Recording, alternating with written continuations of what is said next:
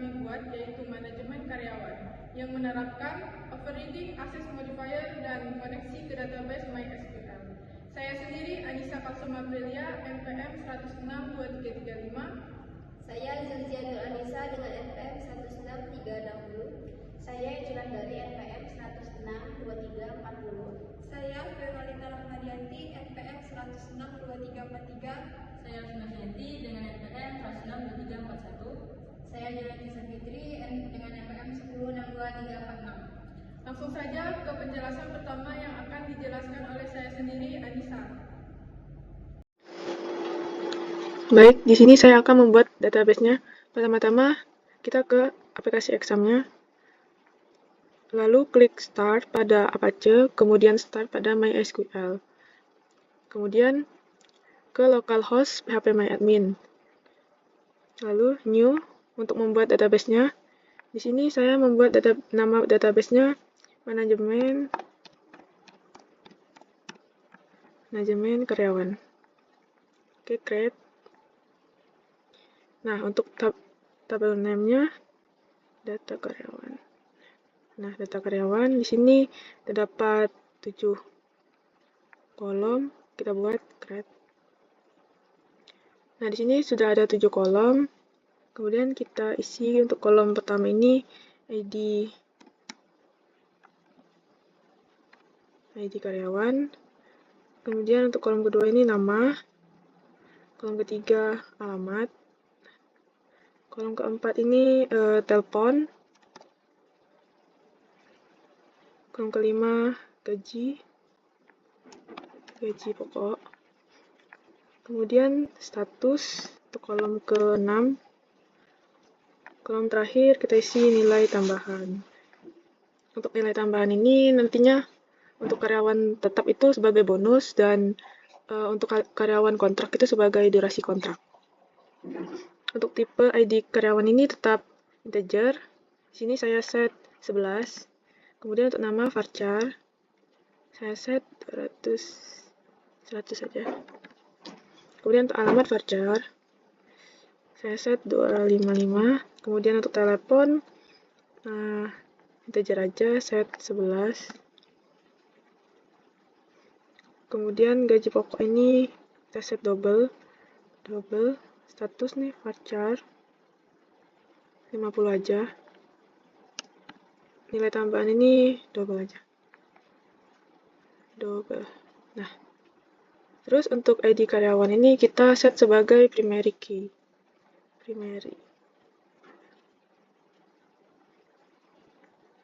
Nah, setelah di set, kita klik save. Nah, udah jadi untuk tabelnya. Sekarang kita isi tabelnya ya. Insert. Isi 1. Nama karyawannya saya sendiri, Anissa. Kemudian alamatnya misalkan Jakarta. Telepon 2, 3, 4, 5, 6, 7, 8, 9. Untuk gaji pokoknya saya set 5 juta. Gaji pokoknya 5 juta. Untuk statusnya tetap. Nah, nilai tambahan ini sebagai bonus tadi saya set 3 juta aja. Nah, saya klik go. Lalu saya insert lagi untuk karyawan keduanya. Nama Eci, alamatnya di Surabaya. Kemudian teleponnya 987664321. Nah, kenapa di sini? Nah, 987664321. Gaji pokoknya di sini saya set 4 juta. Kemudian statusnya ini sebagai karyawan kontrak. Nah, untuk nilai tambahannya ini saya set 12 untuk durasi kontraknya 12 bulan. Dan go. Lalu saya insert lagi. ID-nya 3. Sini LV. Alamatnya Bandung. Teleponnya 45679. Nah, sini saya set 6 juta gaji pokoknya. Kemudian statusnya tetap. Nilai tambahannya bonusnya sekitar 2 juta.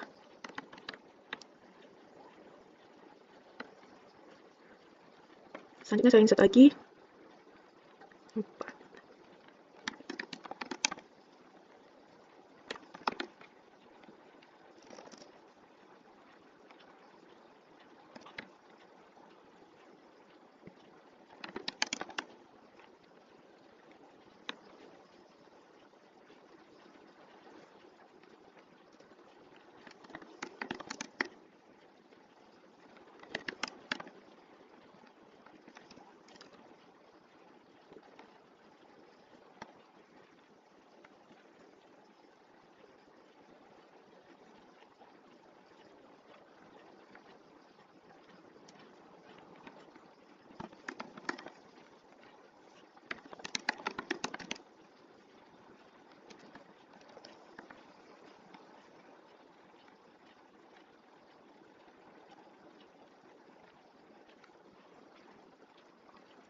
Nah, sudah saya insert. Di sini totalnya ada 6 pegawai, 6 karyawan ya. Ada 3 karyawan tetap dan ada 3 karyawan kontrak. Baiklah, selanjutnya akan dijelaskan oleh Zilzia. Baiklah, di sini saya akan melanjutkan penjelasan dari teman saya. Nah, kemudian di sini kita akan mengkoneksikan MySQL tersebut ke dalam bahasa pemrograman Kotlin. Lalu pertama-tama di sini buat yang belum mendownload file MySQL-nya, download. Jadi di sini berhubung saya sudah download, jadi saya tinggal mengkopikan filenya. Buka file yang telah di-download, Ctrl C, salin, langsung salin di sini, copy. Lalu tinggal kita salinkan di sini filenya. Nah, dengan nama MySQL Connector J9610, ini dalam bentuk jar.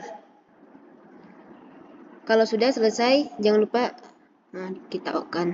Nah, kalau sudah selesai mengkopikan file yang tadi, jangan lupa kita jadikan library. Klik kanan. Nah, di sini kita pilih menu Add AS Library seperti ini ya. Nah,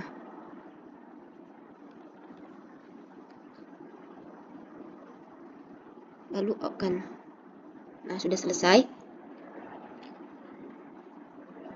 Kalau sudah selesai, kita akan melakukan pengkodean di dalam pemrograman Kotlin. Lalu di sini saya menggunakan SQL Connection, SQL Driver Manager, dan menggunakan SQL Result Set. Lalu di sini saya menggunakan JDB Driver dengan tulisan seperti ini, mysql.cj.jdbc.driver. Nah, yang di bawah ini kita sesuaikan nama database yang telah dibuat oleh teman saya yang tadi, yaitu manajemen karyawan.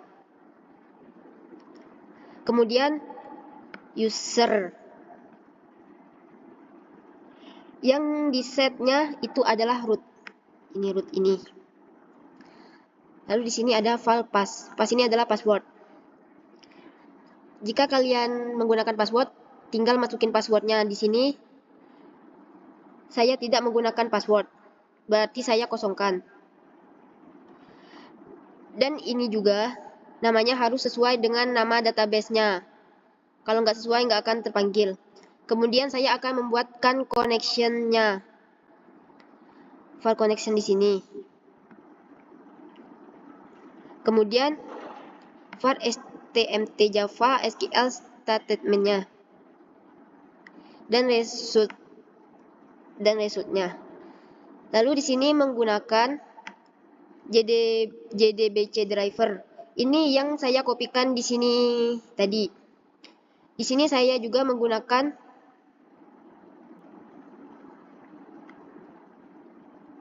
file SQL query yaitu menggunakan select from data karyawan. Ini sesuai dengan nama tabel yang ada pada database yang telah dibuat. Kemudian dari hasil select tersebut saya masukkan ke dalam RS, lalu dia akan melakukan eksekusi SQL. Baiklah, itulah penjelasan saya mengenai MySQL connector di sini. Selanjutnya penjelasannya akan dilanjutkan oleh teman saya yaitu Eci Wulandari. Baiklah, selanjutnya di sini kita akan membuat sebuah kelas yang berjudul karyawan. Kita buat dulu kelasnya bernama karyawan. Oke. Nah, kita tambahkan open. Nah, open ini berfungsi untuk menandakan bahwa kelas ini dapat diwariskan atau di inheritance gitu. Karyawan ini ya nama kelasnya gitu. Lalu kita ketik protected. Nah, lalu var nama string. Oke.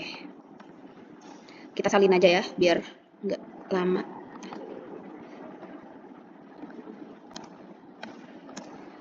Kita ganti aja nih. Lama. Nomor ya, nomor telepon. Ini kita ganti integer. Nah, selanjutnya kita tambahkan konstruktor. Yang penjelasan protected var nama, alamat, sama nomor telepon ini, ya fungsi dari protected itu properti hanya bisa diakses dalam kelas. Dan var menunjukkan bahwa properti ini dapat diubah nilainya. Sedangkan nama, alamat, nomor telepon, ini properti yang menyimpan semua informasi terkait karyawan, yaitu nama, alamat, dan nomor telepon. Nah, terus kita di sini kita ketik lagi kan konstruktor. Kita ketik dalam kurung ini nama, string, alamat,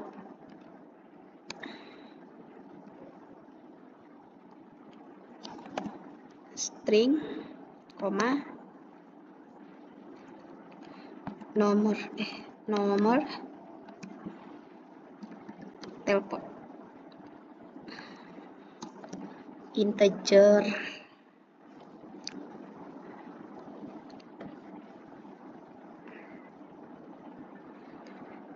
lalu kita tambahkan kurawal. Kita ketik this, nama,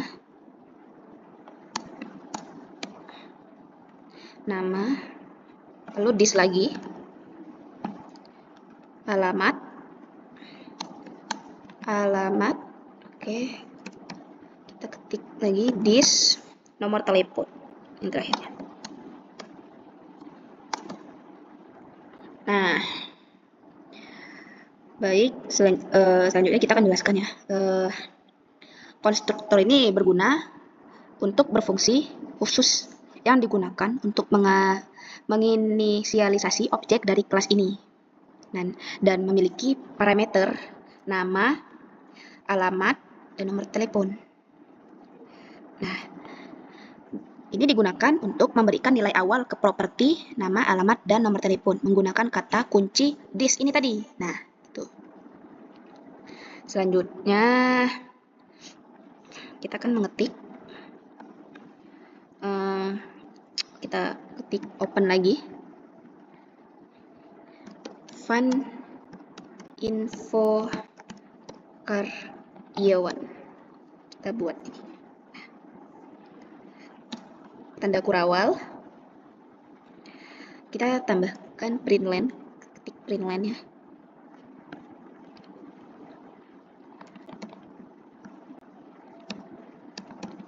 Oke.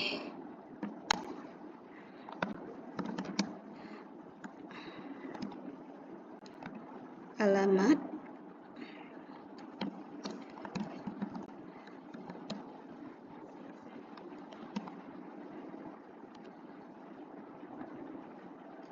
Nah, sudah kita ketik kan di sini.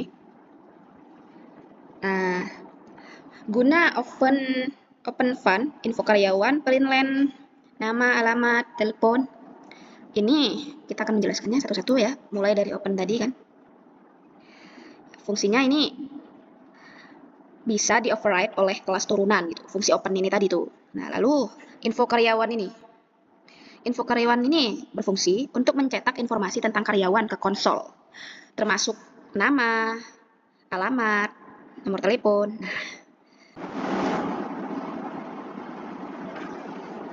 Baik, perkenalkan nama saya Fiona Lita Rahmadianti. Di sini saya akan melanjutkan penjelasan dari teman saya, Eci Wulandari. Nah, di sini saya akan membuat subkelas yang saya beri nama yaitu karyawan tetap.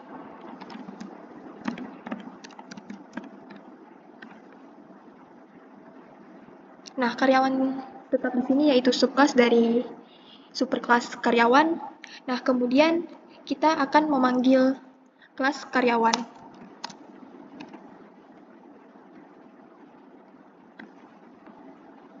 Kemudian di sini kita akan membuat properti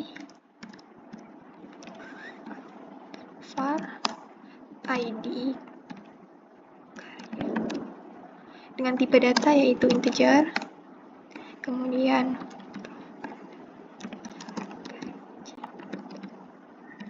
dengan tipe data yaitu double.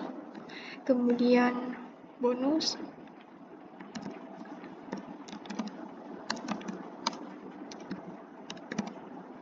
dengan tipe data yaitu double.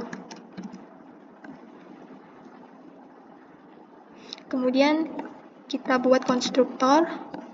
Di dalam konstruktor kita menerima parameter yaitu nama dengan tipe data yaitu string, alamat dengan tipe data string,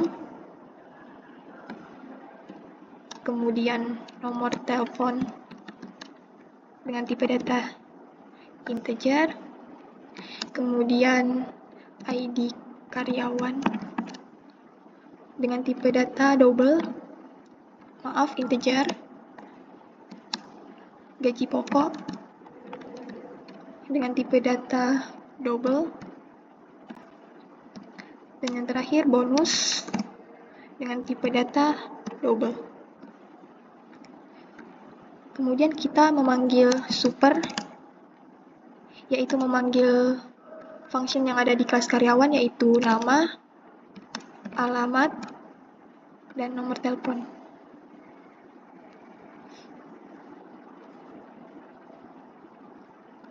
Kemudian kita inisialisasikan ID karyawan. ID karyawan sama dengan ID karyawan. Kemudian gaji pokok.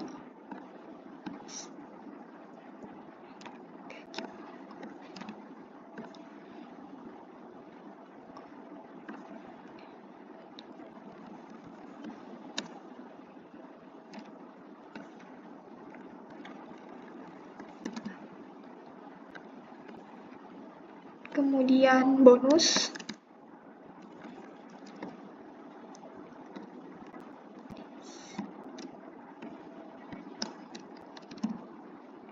Nah, selanjutnya kita buat function info karyawan.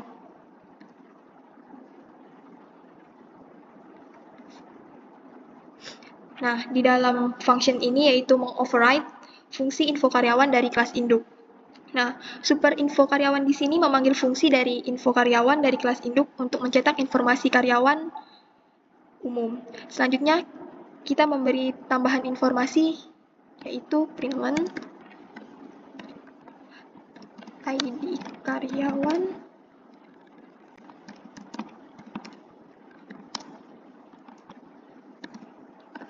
kemudian status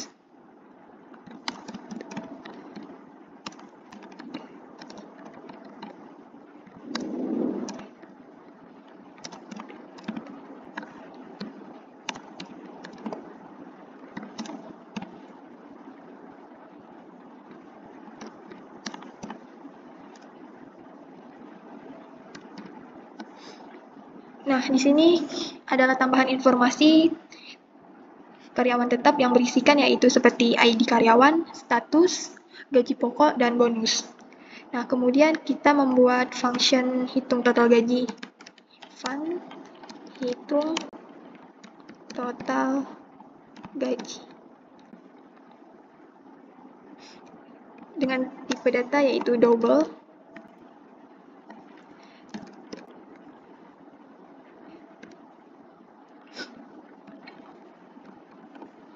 Return.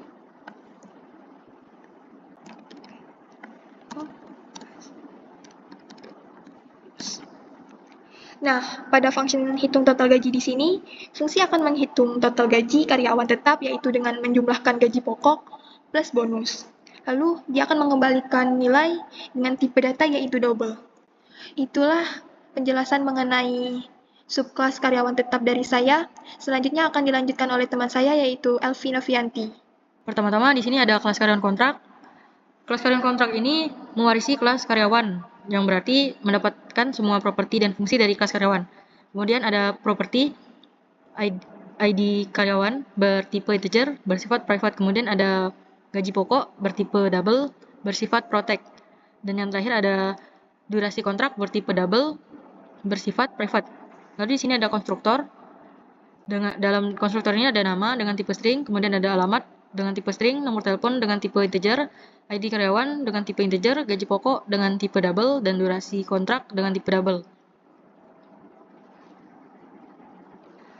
Kemudian ada kata kunci super, yang dimana di dalamnya ada nama, alamat, dan telepon.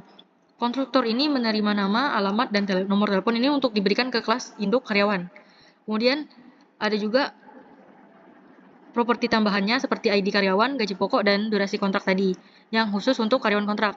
Dan kata kunci super tadi digunakan untuk memanggil konstruktor di kelas induk.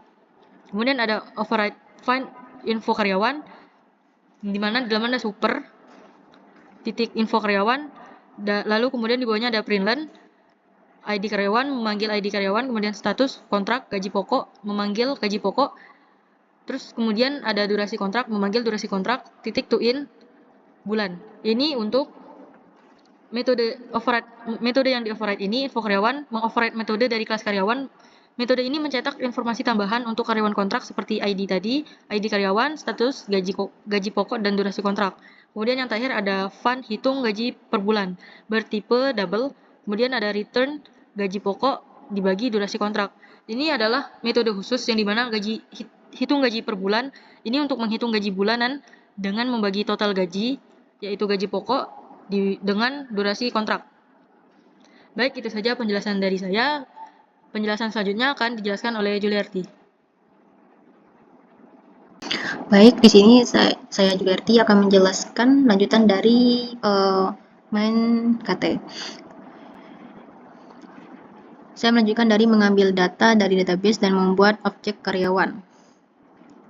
Di sini ada while rs next, yaitu digunakan untuk integrasi melalui hasil query database. RS tersebut adalah result set.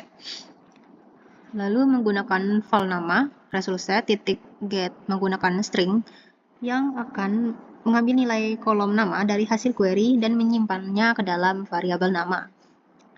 Setelah itu ada file alamat dengan result set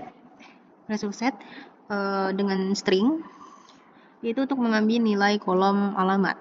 Lalu ada file telepon dengan result set integer yang akan mengambil nilai kolom telepon. Lalu ada file ID karyawan dengan result set get integer yang akan mengambil nilai kolom ID karyawan. Lalu ada file gaji pokok dengan result set get double untuk mengambil nilai pada kolom gaji pokok. Selanjutnya ada file status dengan result set get string yang akan mengambil nilai kolom status. Setelah itu ada file nilai tambahan dengan result set get double, yaitu untuk mengambil nilai tambahan. Ini untuk bonus untuk tetap durasi kontrak untuk kontrak. Oke. Lalu menggunakan perulangan if dengan status tetap dengan file karyawan ini untuk mengecek if status tetap ini untuk mengecek apakah status karyawan adalah tetap. Jadi selanjutnya ada file karyawan tetap. Ini untuk membuat objek karyawan tetap dengan data yang diambil dari database. Yang mana database-nya ada nama, alamat, telepon, ID karyawan, gaji pokok sama dengan nilai tambahan. Selanjutnya karyawan tetap info karyawan, yaitu untuk memanggil metode yang akan menampilkan informasi karyawan tetap tersebut. Lalu di sini mencetak total gaji untuk karyawan tetap. Selanjutnya ada jika status kontrak, maka file karyawan kontrak akan membuat ini karyawan kontrak dengan database yang telah dibuat, yang ada berupa nama, alamat, telepon, ID karyawan, gaji pokok, nilai tambahan. Lalu akan menampilkan karyawan kontrak dengan mencetak gaji per bulan dari karyawan kontrak. Di sini print line untuk membataskannya, untuk pembatas saja ini. Selanjutnya di sini kita akan mengeran.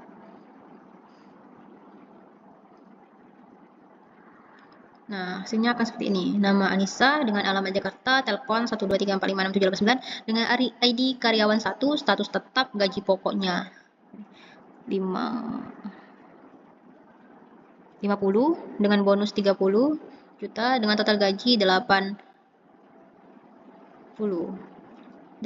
ini ya. Lalu dengan nama Eci, alamat Surabaya, telepon berapa, ID karyawannya, status gaji per bulannya sini. Lalu ada yang status kontrak ini dengan gaji per bulan seperti ini.